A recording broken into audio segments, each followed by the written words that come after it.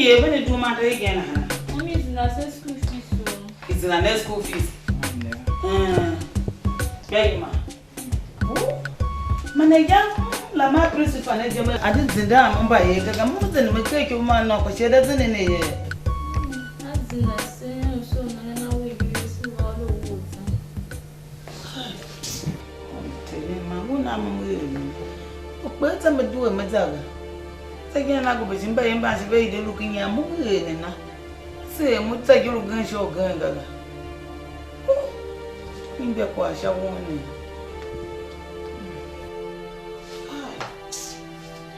Say that can go on. Just do it free, no matter what.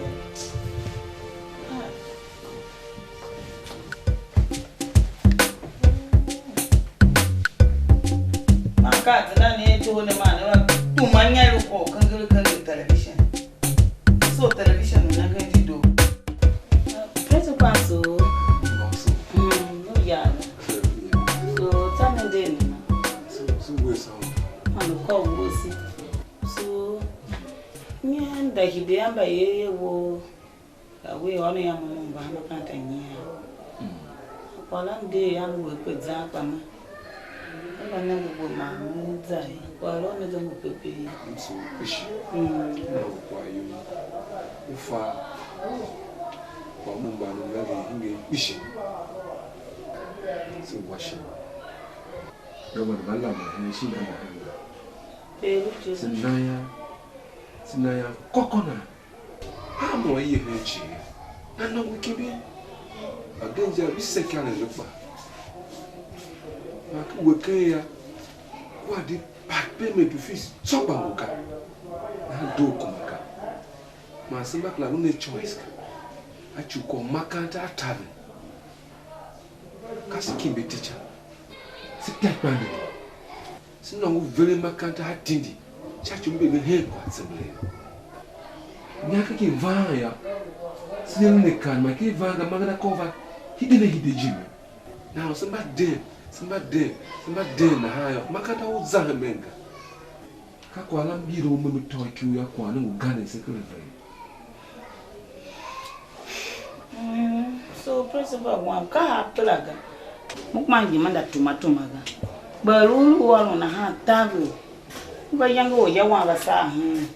Ibene na ya ba maku. Ye mo ba nyare ki o yango bebe no ka yi. Kuma ya ora pe o ko amonga.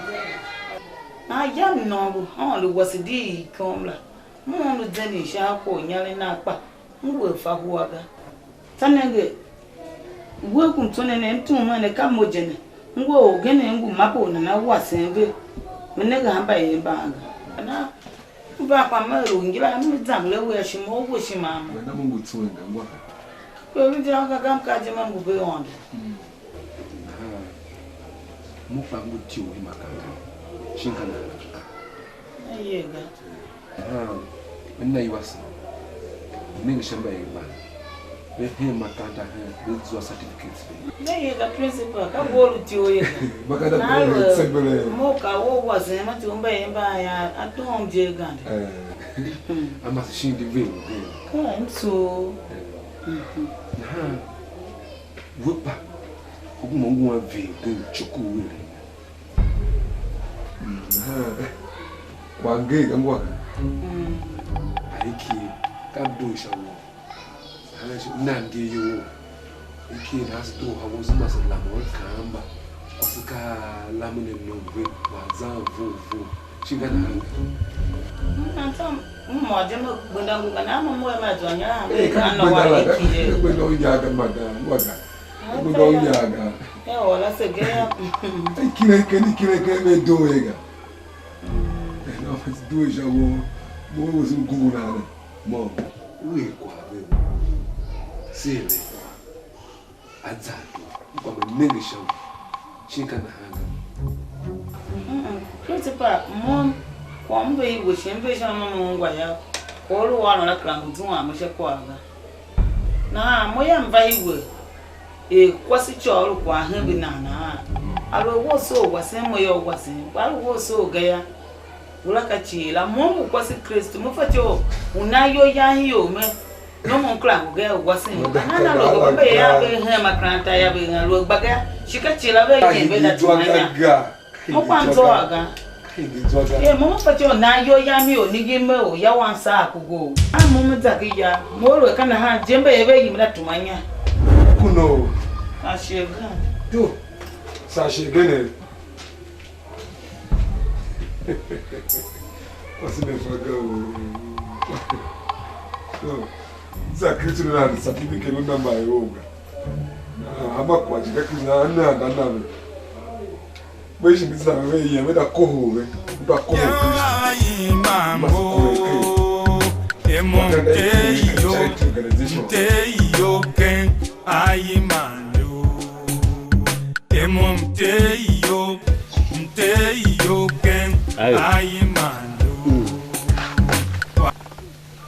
I'm going nigga.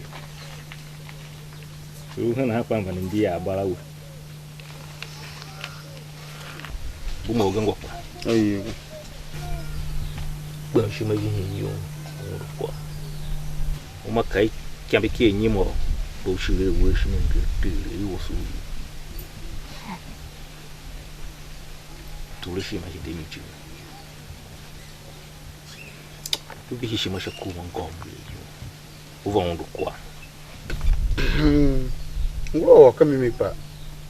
Oh, Jipper, got by Yaru. You are a young yassi. Ah, oh, Jipper, so I can equal mom down to know. Momuka Yaya ever me for one gather. I never go all over qua. To Mobumo Gangwapa. I go was a boom with cat. Chagado TV require Kawu 1 year. Sure to have you. Oh, Nagin Shaka. So, when she may be here, like being a high, you go crying or seeing your hair. A young to the same mission house was a shake up. Pasra, I walked door, who Nagin shame to. Oh, Choughul, I've been with me. Oh, Saki, she might be in the high. Hensha come, she must be daily Hensha corner.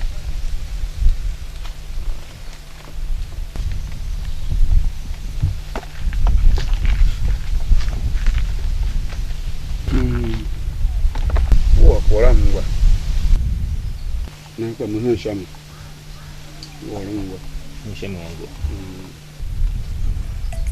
So, that's not so much in a man. I'm the car on her.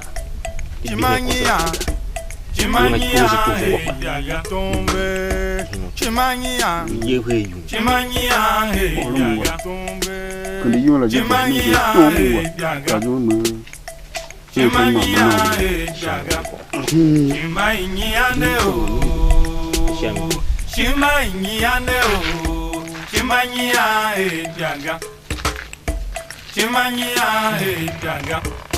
Yumba Sundan, why Shulumbavi? Yumba Sundan, why Shulumbavi? Chimania, Daga. Chimania, Daga. Yumba Sundan, why Shulumbavi?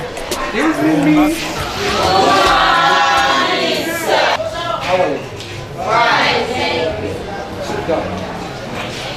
Wait a minute.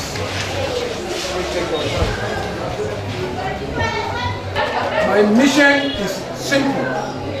The other day, I sent about 6 students home for non-payment of school fees. I understand about 3 have paid. I'm here to check and see if members that have not paid are still here so that I can send them home as well. Now you listen to your names. Hear your name, come forward. Is that understood? Yes. Okay.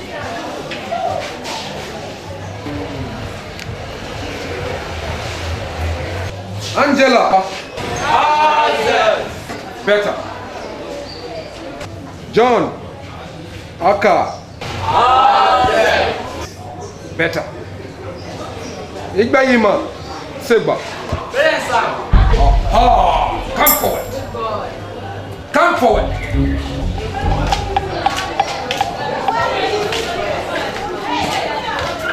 Why are you still here? Why are you still here? To learn, of course. Your mother came, like I said the other time, and she was begging. Are we operating a charity organization? No, sir. We can't do that. We cannot run the school like that. Do you understand? Yes, sir. I will send you a very bitter message today. Turn and face the board. Somebody get me a pen. Turn and face the board. 6. We pay tax. Nobody pay tax. Nonsense. Remove your hands. We are joking here. We pay tax. You think we plug money? Remove your hands. We pay tax. You think we plug the money?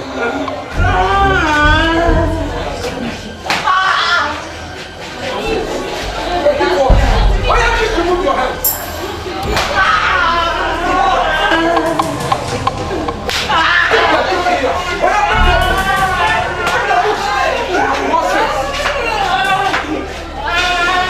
Are you the only person without a father? Nonsense. Sorry for waste of time.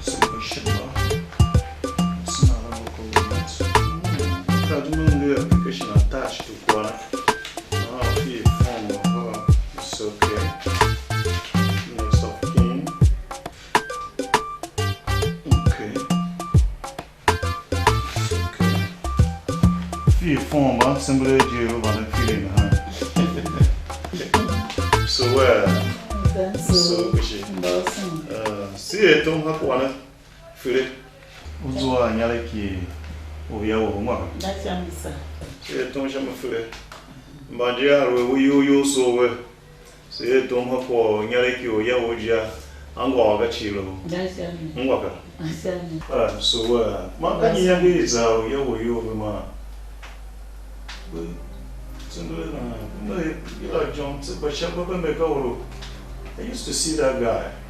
I would go more fun than her.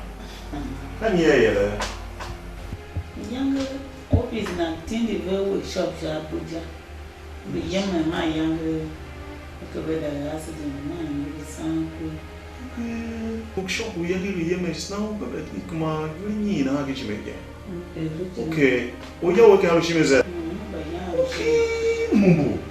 Okay, John Saber. Fowler now. Fowler. Yes. Okay. What yellow has she do you kumona? Hi. On the kai. On the guy. Wonderful. How you all are there? Yes, sir. Hi. See, I don't have one for Suzu and Yakiramaka. Hi. Oh, on the guy, till 90. And I have a long young niggas, Molana, Gumu, ye. I should look. So, see, I don't have what I'm on a solution. Not a solution. I will give you a half a month.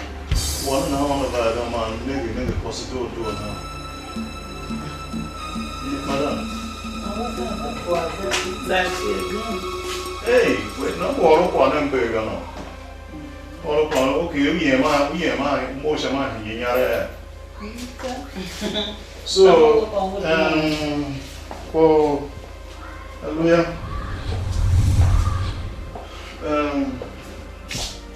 So, I let me bet you wasn't in on the door, no, so that, hey, that's a solution. This is no maskumbu way, madam. I'm so she must move you like. I'm not the way not you like a year. No, Venom away you're winning now. Because I you want young baby pool. Oh, was it your was now, Abby? Hey, no, Bender. Over there. It's okay, Fashion. Over there. Fashion, it's alright. Car, Yanaki no more you song, so always, Madam, I owe you more in the next 3 months. What?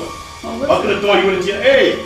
My upper was in Madam. Kako kuleni kwa wewe mwe tumha kwa na physical no kuleni kama madam. So mosha mwaka. Mwaka kwa gani? No. O found the upper was in Kwase. Found. Ka wo fe on guy because when your home is never okay but all the guy chibi ne you va taham wana tahamu no shakeri mulako. So alright, so yeah, we're going in the next 3 months that you more government at all, you representing the true image of the government. Because government at all, she didn't know when you're talk, free modes when you know, process like a long one. But pay when I even approve a National Assembly, Minister of Finance, direct process with Chukuga. I was just giving you a shot. So, Madam, do it. Please, Secretary, please, try him, Madam, do it now.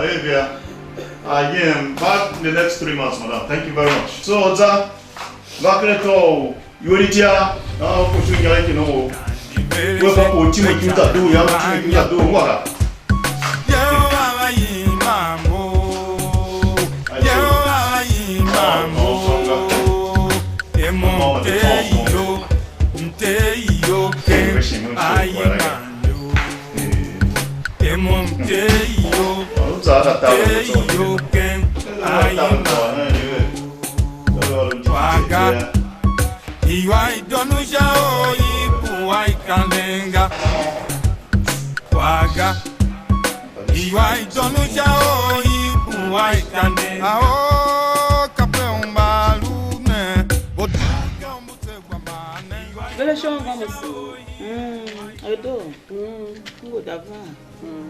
Young vai kuna bien. Tiens gwa mukala faton va va tu wa shi wuga. Opa yangi ga to kune je gba ngi moala.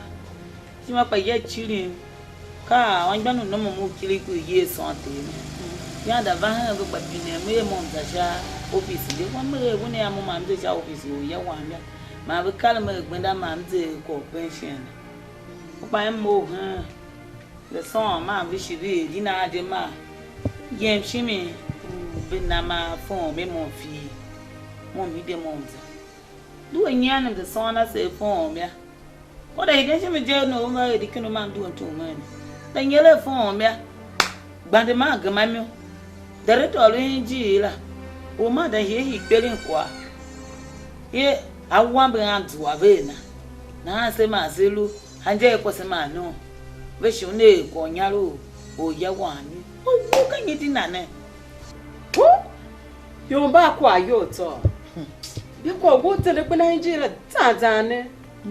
Nya ya wo ro no ko gwa betuwa. Ka pe da ma de pili we yo ga. E shene mbe de kwa la wo la ya. Wo la ka me mo bien. Sa yo na na tia. After 3 months, she mo mi le mo ta yin ji la. Mo je shi ma vi him ke nka ma me de nyal ki shon ba ki sa.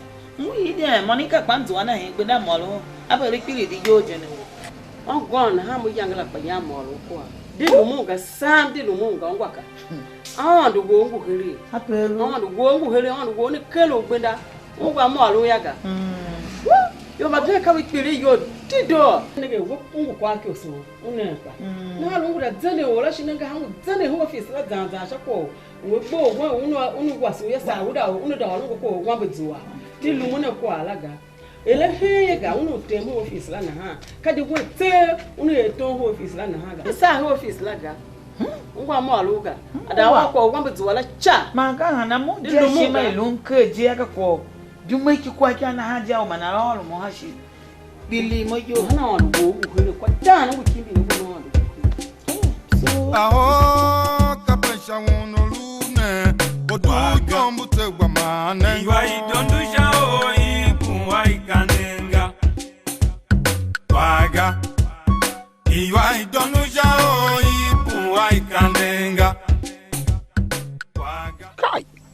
akpe ka en ha to alamo die ki Kwase la na ha no gbalon to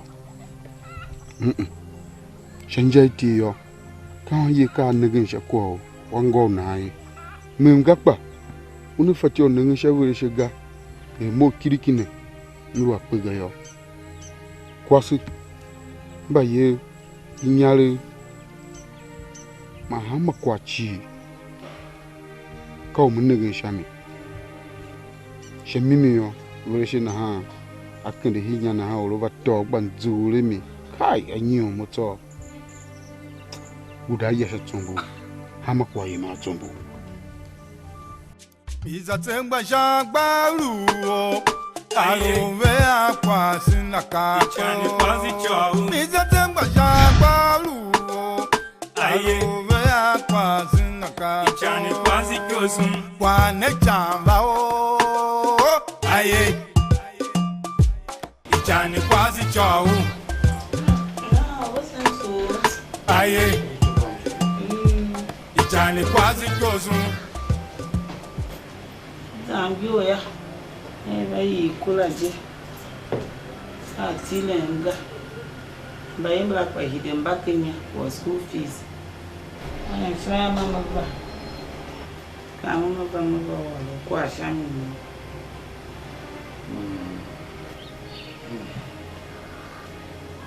ai wasu ce gwam su an ba san kaga mo kwara na bango ngo maga kan tare business kan za manga tin ya ba tare ngo ai tawo ba tawo ne ga yango ni den ba watu manzaga ngo maga tawo ba tawo ishina renja no fa desse mais ya me tiene zuwa ce da yo da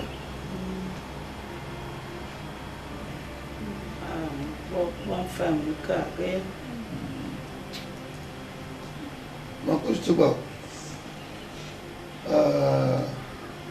ko pension o ya woni o monga ha mi ce ba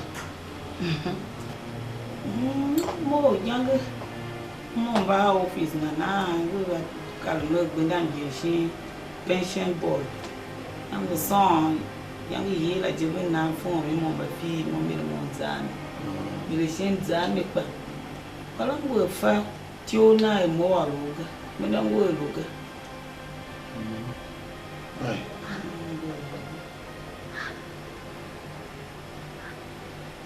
na fi sun bayyana ya kana ya ba school fees ba nyare o mo ka 25,000 na bo wala ka 50 jira ai makanta ta tawe shi ina ko du ide wi makanta o kiridiga makanta ta tawe shi go musta ide ko kiliki aka aliki visi ati ki o du bo wa ji mutapa milu ko aga kwa momo uga Alube no Nigeria. Ai. Quando eu estava jo pa. Wasu ce ba quando eu estava bisna ha pa.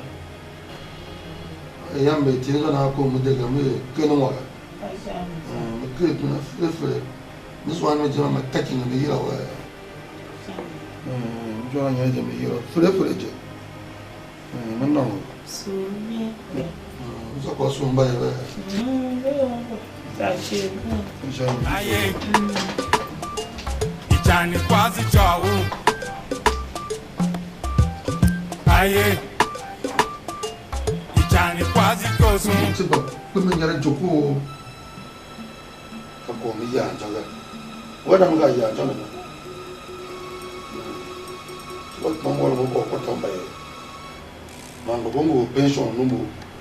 Ungo kira o nyimi. Shinki ya kini. Kidogo ya kwani. Ibe na mi ya jaga. Isa Chimanyia. Yaga tombe. Chimanyia. Yaga tombe. Chimania e daga. Chimania e daga. Chimania ne o. Chimania ne o. Chimania e daga. Chimania e daga. Yumba sunda kwa shulu babi. Yumba sunda kwa shulu babi. I won't say go. I'm so down hungry. But I'm not man. My begging us, no more hidden Jagger. What he do gun? He didn't and I don't want us to folk a more wishing my gina. They do more quarrel you young. Then now, fuck a domocas are getting fuck over. I read a nigger will hurt you. I thought she demo here. Yeah, oh, who hurt till I shall bly a man, them no, and I will women walker. What? You didn't know who mamma you You know what I could walk back Canada and then. Eh, take what are you young? It may quite are you young. But do I want some came out of another?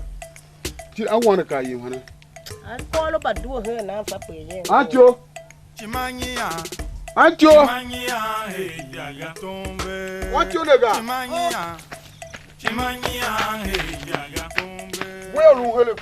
Hey, for Da canha no chão. nigga. How much you got your kill machine up for 1 year? Muzana. Pinamo Quaga, Golo Kanda, Wishra, who does it? Show you the Tawiki, yes, you know, wouldn't go home or do room. Now what's wrong?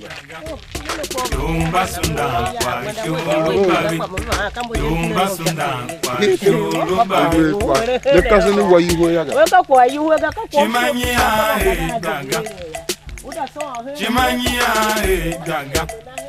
Yumba sunda kwa shulu babi. Yumba sunda kwa shulu babi. Chimania e daga. Chimania. Chimania e daga tombe. Chimania. Chimania e daga tombo. Você está bom suo. Vai. Vai banana. O sondo quaiga. É. Não é quaiga. Sua sound. Onde qual você? Cara. Sou um bolso. Ah, o cara falou fazer usar por lugar pô. Já pula da quando que bangue bulu ya ma. Cara, você ganha. Na pula da quando bangue. So, na me yange mi dem ba jekba. Yange lu ya wote yan ko he. Kana na. O ya wa ka nge ha ka ya. Ngo ya mi de je pa orun ko acha maka. Kai ba ni mu chinga ya. Quando ba nyo yo gande ya. Ya za la be lu wa lu na. Ba nyo lu yo gande ha cho be ba pa. Idem ba kenya pulu. Am fa gbodo mu ge ya mi dem ba ba la bana. Se ko ajon pa. Idem bien ya mu abi ya. La ne chima ya tando no so ya. Chiwe mo yo shi zanji kunya kwa ko lu. Nka mama ba oro kwa shon. Shako ko to mba yi. Yes ma. Aya. We kwa shama ka ze. Afajo kwa mi. Fata. Guru oro nya. Oni hide je mo oro na waka. Kachan. No, tsungula mo oro na na. Mfa mo no kwa shama ka. No kwa shama ka. I was in my donga ka. Amenyo yo popo. For pension, who find for two to ele remember aya paka chan. Ko ya batabe. Na me ko yo ba na paka ta we mo ba na ga se ya a pension mo kana ya cha. E ya mu lu ga kwa. Shi ma to pa. La paka ga kuma sha mai kuma yu bi. Ba da wasu ko su tsigo wa. Ani o. Ko da wasu Ani. Ana mo na mazuwa hiwuru. Uza hina hapo wana na mo na makona na wasu. Msu ngwa Mboso. msu na ga su shaondo. Na kama kanga na kasamba choro na. Ha ko na ka mu kuchi madido acho. No ka wo ku yana je ko no ba shamuga ka ba kala luga hi puru pere mo na ga. Kai kama ha ko ka banga wan kai ishire mbi opo. Ala yo. Kai Kama kile yo te masa. Bopo ne. Kwa yandia kwa ga maka wa becin ka bana mun no yin wala jira ya ban ba ga becin ka ba dan mo yo ba se ba da ba go mo ja Kwase Choughul. Aye. Mo ha yin gari la ya Johnny Kwase Choughul. Johnny Akagi. Baba wa Johnny Kwase Choughul. Baba nangi Johnny Kwase Choughul. So I just Aye. Johnny Kwase Choughul. Aye. Johnny Kwase Choughul. Aye. Johnny Kwase Choughul. Aye. Johnny Kwase Choughul.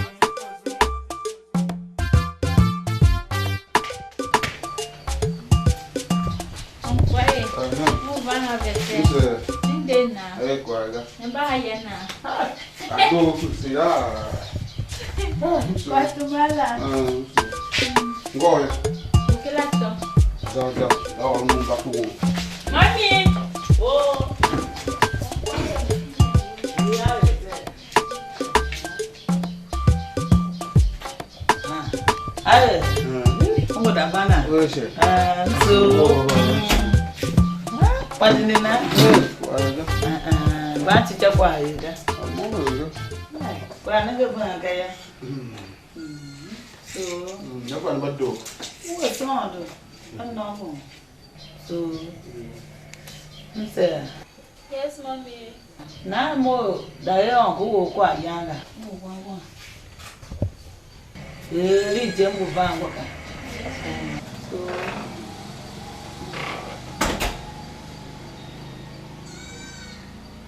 Ah. Ana da do no jo ma bi ya po ka zin. do wa na wo mo ko no kwa la. Eso me. Ana do wa shi malu. Ko we ji sama kan na ya. Mu ba na ngo wo shi ma. Ba ha ya mbo shi ma. Ma ko ke mo ngo na man zo en pechi. Sembe yo ba ni ngo shi. Wa na ya. Ai wa. Wo ba de oro mo ya mo vega. Mo vega ka ha pra ga ne kwa mo mbu wa gba ne wo pa ba fa cho yi de ma daga. E kya school fees. O mo mbu fa me be ta ma ta ga. Ka sha pra ga. O ba ni pinde me mo vega. Ai. Infame loana no mu yan kuma ci shi ma sai ya ma ko an jira na ga mi je ko tele kan yan kuma shi yana ya o ai kan yi kwai lo o ai o ba ba jega na mo da wasu wa wo kwa yana e fule mu zare tuma mi o so na o ba wa se jane we o ba wa ka fifi ma wa se o ba wa se sei o ba ka ilu gere ya ya kwa Johnny Kwase Choughul. Mi je tamba aye Kwase naka Johnny Kwase Choughul. Wa ne chamba o aye Johnny Kwase Choughul. Aye Johnny Kwase Choughul. Aye Johnny Kwase Choughul. Aye Johnny Kwase Choughul. Johnny Akagi Akagi.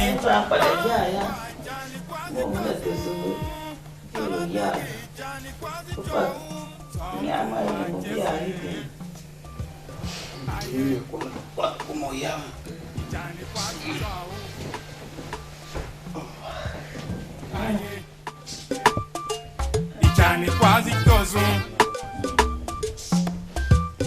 Aye Johnny Kwase Choughul.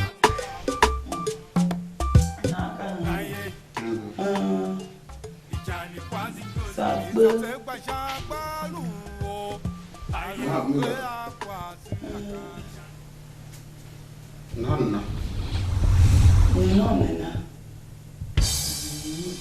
Nana. Time for Kwase. Oh, it's all over. Ovana.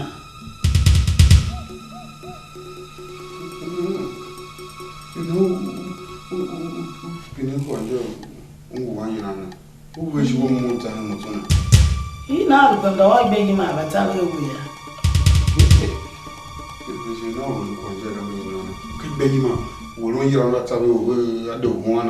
Can you call so on another? No, I'm sure. Who was Jivanana? Who fought Kukunaga? Any buffalo, never go vanish, never be him. I'm so so while we're still pampa so. He will on Nana. Never yamming him so to like that cheap one more little I know. Yeah. Thank you, Kwase. Oh, my God. And then Kwase down with your picture. More vile over Mamma. Can you call so? Can you so? Come in your yard. Kiss two with that, he didn't want to do more here. Me about Benjamin. No, yeah, please around hardware, you know. So long ago. So long like I, so long like that. So, God. Mother, Joe, who was in a here one go on. Can you quite a one all the time? I'm so tall like that. I'm so tall like I'm that way. Bambo walking yo. So tall ago. So, yeah. Can you quite a woman? Can you quite? Aye. Ican Kwase Choughul. Aye. Ican Kwase Choughul. Janengi akagi. Baba uwa Ican Kwase Choughul. Baba nengi Ican Kwase Choughul. Choughul ajesen. Aye. Ican Kwase Choughul. Aye. Ican Kwase Choughul. Aye. Ican Kwase Choughul. Aye. Ican Kwase Choughul. I'm going to do it. Yes, sir. Oh, damn it. Wago tamu ya kolak bata. Yeah. Abotiga. Hi.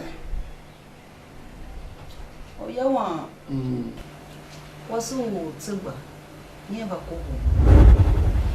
Bambo do. It's a number in our ma younger promise working by a mother account.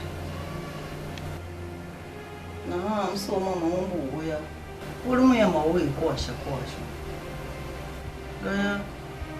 Correction of blood dog at you or Macala Video, Lana Shimapan, Kawane for pension of Nuna, Bashamaga.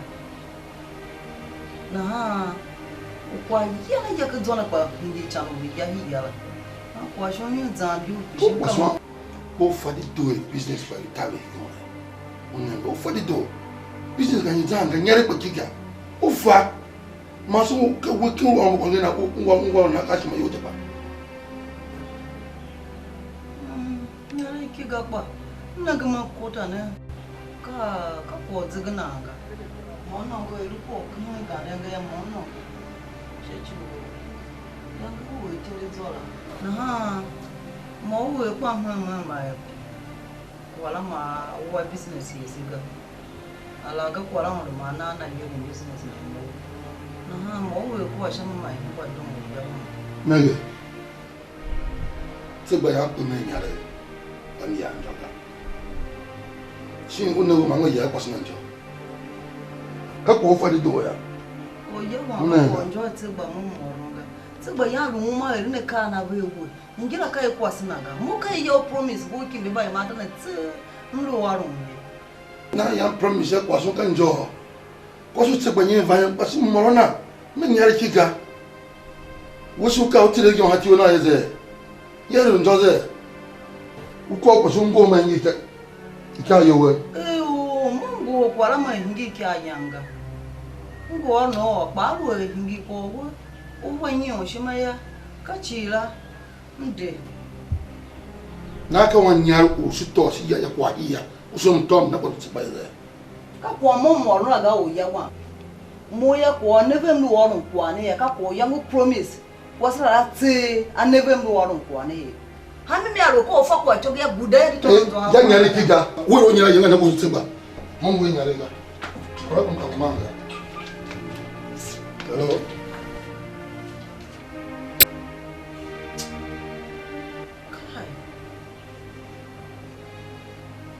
Ya balu nyali ya mamne ko sutse banyali hamime kwa la doga chi anko ko aga ya mfa ko mu ga ngengi ko yima gba no amu ndu ndu kwa mapa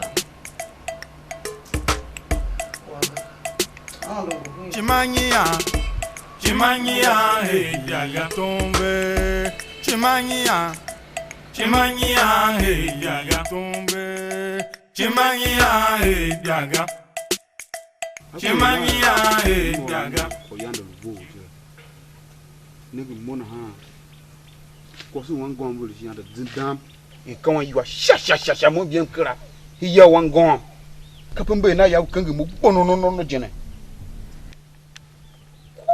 ya wan gon tsegba na ha bulu ya gba dindam mo shuma ya vi ke popo ngwa shuma tere me kwa han ya oro fuga na kara gba wala me chocho ka me mi hidi maba wa ne kwa ne wasu ngwa yi mo ya mlo mo ne kwa ro wa lo la a chu gbem je pa mlo mo ne bele shiga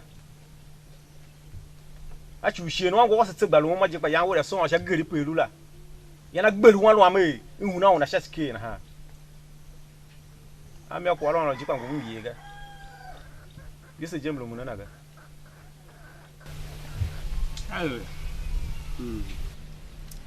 Mojia izem you ya. Nigga very shaka one by you. Wodi he. Chingapa na ge be nyam ga. Ka pelvo jira. So what you to manya sensitive she. Wa ye ka nyo shinya. Akwa bungu ya kwa na kpesuru kenge mana na mana dze. Kwa na ko so mo sha. Akpa mo nenge wa ma. Orumtu kana hure.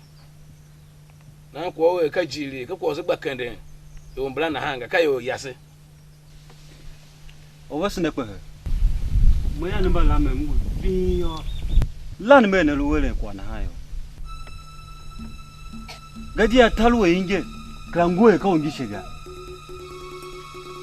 talu inge maka te kwa so wan banga e wango wase tsegba akla lu magayo ka wano nomso akana chi alue na ya na moya nega chokia mo imo chida duwa shavele shega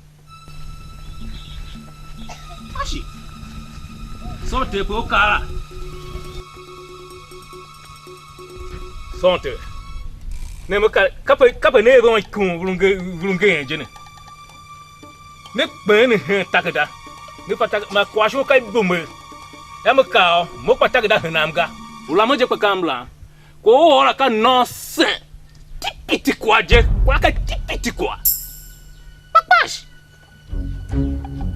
Kai bayi mak po na ha. Actor ka tsigba ano gunu tire shamie. Tsigba na lu ma he. Pa ma bayi mak ko mo no welo sha kwa ga. Welo she kwa ma ru no ya sha kwa na ha. Papash. Wa ye nubo ga me ka nubo shomo. Aka tsigba chi ka ase. Iko ka aka mo nege shami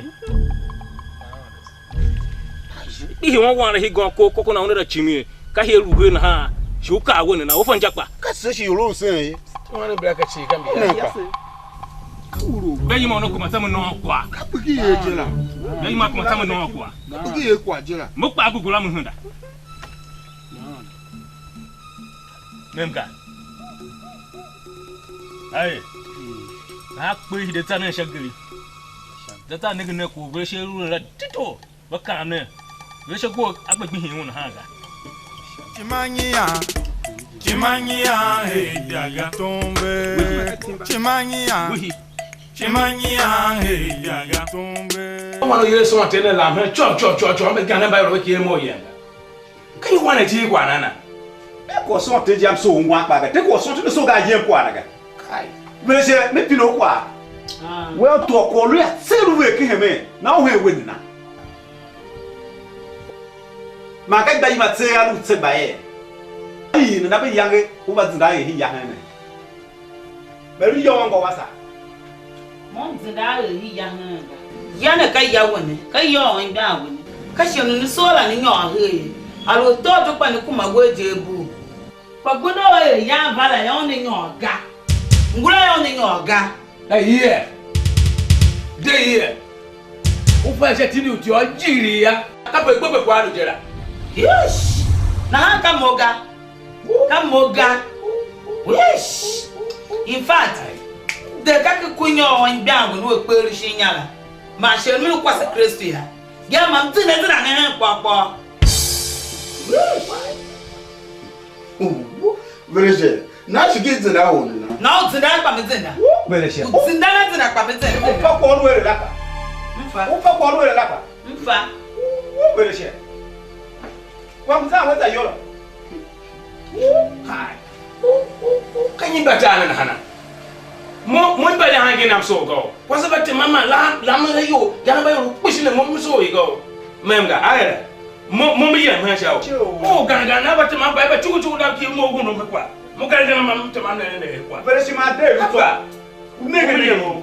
Na ngwa ku. Nege. Izatengba jagbaru o. Alove Kwase na kacho.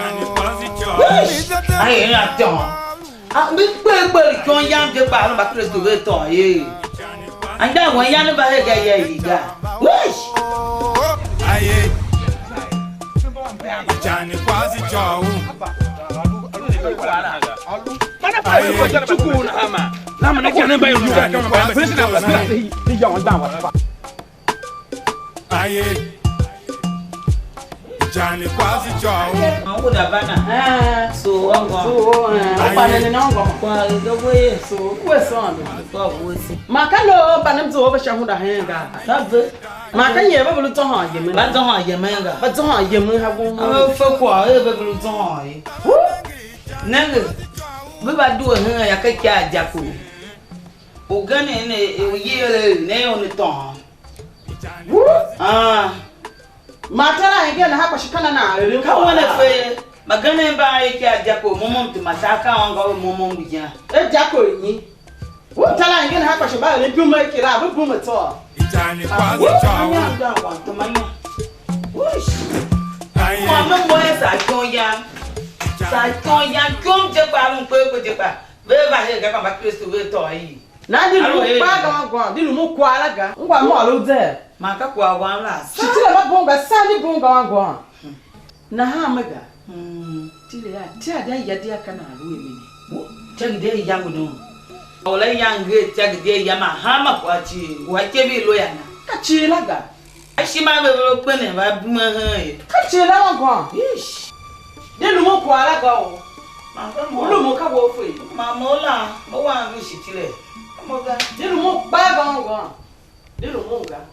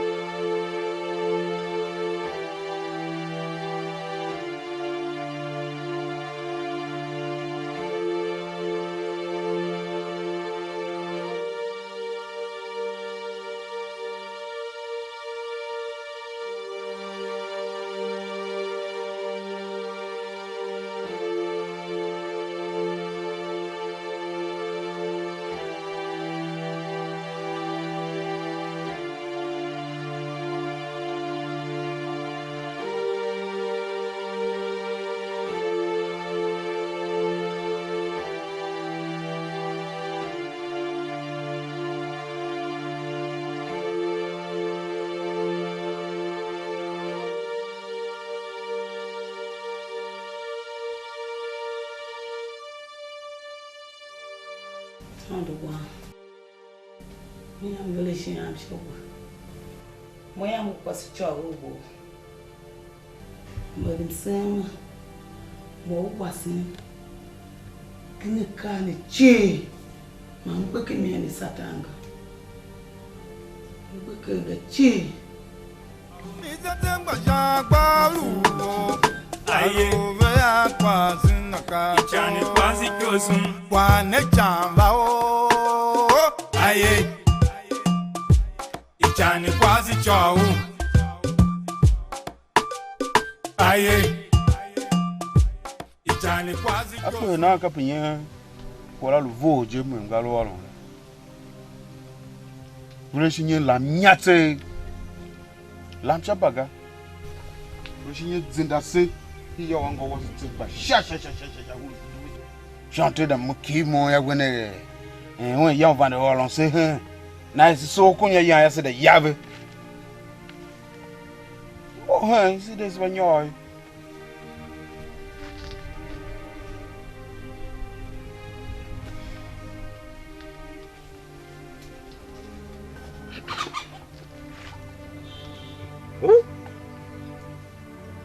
Hiyo tsigba shagba na ha wamba yu tzinda omba shagba hiyo tsigba shagba ngale mashu banya wa mahiyaga iyo kija tyondo kinene ya makra waga nese nanga ke uso yaga nyebere se ka be se jiri wone yange nom na kwese se ha oneku iba yi nom na ne yo na mo wona ma wase mom na banu ne bon ko kan wo naga na se ruhin ya wase no se yana ja mato jia makra waga wangaro ma to ne ma hiyo tsigba uso nya o ke yaraga wanja ku to wele she na woga ndele mashu maga njara go da bahana memga wata gun ha to shino wogo na shi tabi ya wanja mato nyam zo ba nan ha ne yemu na kwa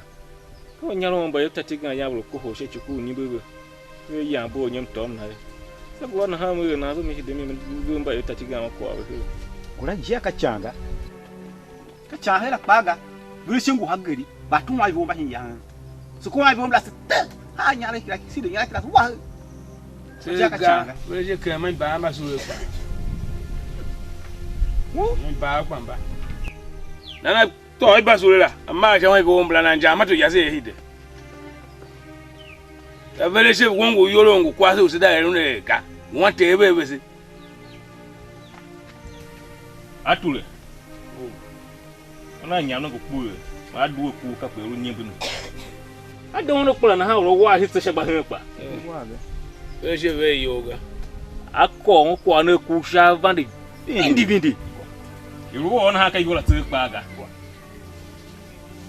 yusule wa shu tamba mu na gba yi mambra chichichi akpe ka nagave ishange kwam ka nagave she yema da ka lo ya nala aka mo kwa na bubu kahi hit se ba na hana Moyo ko longa. Vule shi kpela mi ga yona na ye zana na. Zo wan trambo mi wanga. Ko longa. le ta vele je we so ko de pa ne va sonte go kwa ko da chimi we hia bu we shira sonte ho to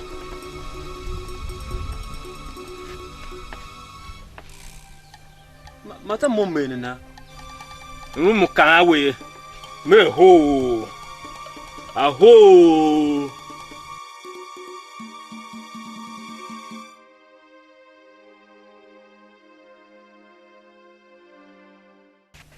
kai Rishi